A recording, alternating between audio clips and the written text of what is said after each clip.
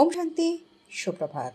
পরমপিতা পরমাত্মা বলেছেন যে আমরা যেন শ্রীমত অনুসারে চলি, এটাই হবে শ্রেষ্ঠ পুরুষার্থ। বাবা বলেছেন যে আমরা যদি শ্রীমতে চলি তাহলে আত্মদ্বীপ প্রজ্বলিত হবে। বাবা বলেছেন বাবা যে স্নেহ আমাদের করেন, তিনি আমাদের দুর্বলতাকে দেখেন না, তিনি আমাদের ভুলকে নিজের ভুল বলে মনে করেন।